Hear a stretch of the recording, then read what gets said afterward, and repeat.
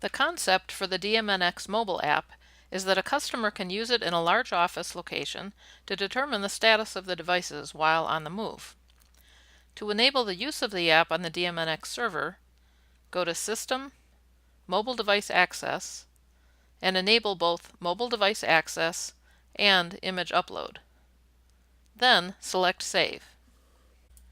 To make sure the devices display their current state, select the devices, right-click, and select Request Polling. Be sure to select at least Status Polling, and then select OK. Give the server about 10 seconds to complete the polling task. Launch the app by selecting the Ricoh Device Manager NX app from the Apps list. If this is the first time using the app, it will bring you to the setup screen, where you can enter the server IP address and the port used to communicate with the server.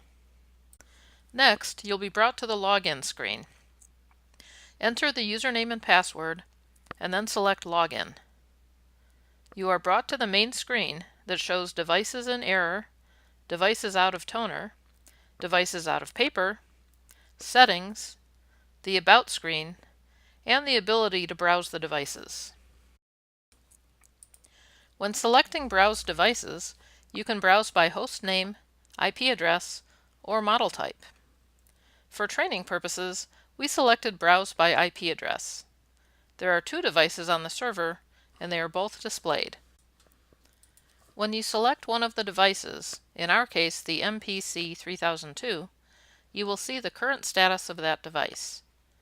Being able to see the status of the devices remotely on a mobile device is very useful to a help desk worker.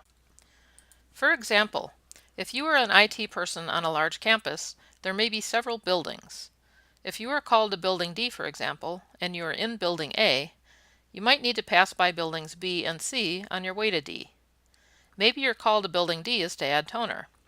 You can check the app on your iPhone or Android to get the status of devices in Buildings B and C while you're in transit to make sure that you also bring supplies for them. Or maybe in Building C, a device shows a paper jam. You can go in and address the paper jam on your way to Building D. One of the other features of this app is that you can add photos to the DMNX server using the camera of your mobile device.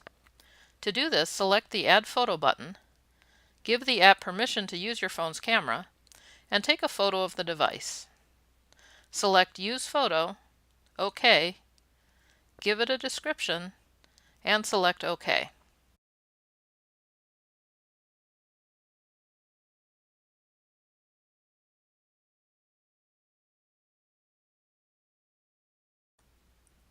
To add additional photos, select Add Photo again.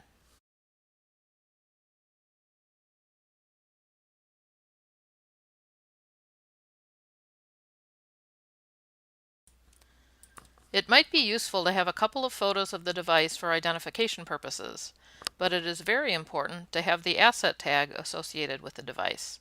So when a call comes into the help desk, the worker at the DMNX console or app can definitively identify the device in question. If you want the asset tag to be the first photo that's displayed, select the checkbox for Set as Primary Photo when saving the photo description.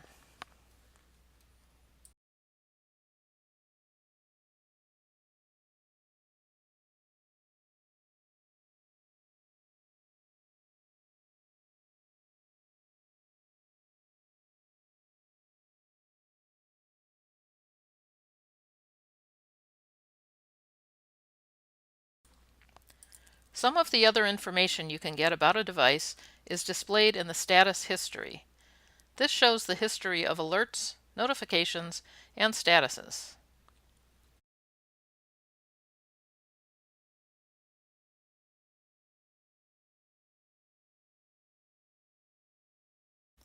The Details tab shows all of the main properties of the device, such as model name, IP address, serial number, and even DOS status, full counter information, and toner levels.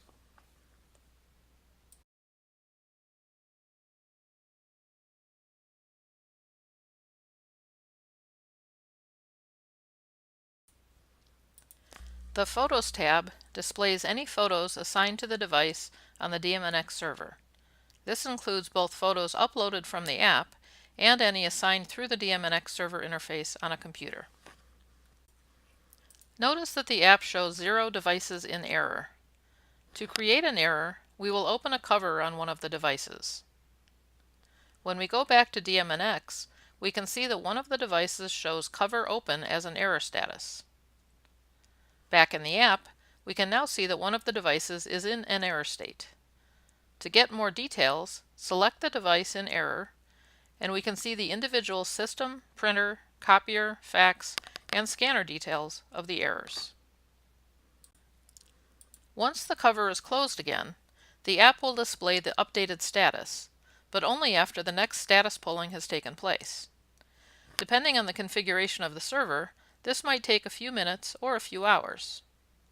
For training purposes, we will poll immediately to get the current status of the devices.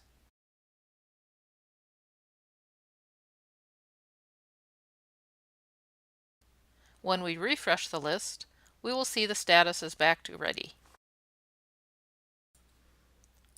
When we go back to the app, we can see that there are now 0 devices in error, and browsing for the individual device, we can see that the status is ready. The last tab in the main menu is the About button. This gives you information on the version number of the app, as well as a link to open the full browser, which could be helpful if you're on a tablet.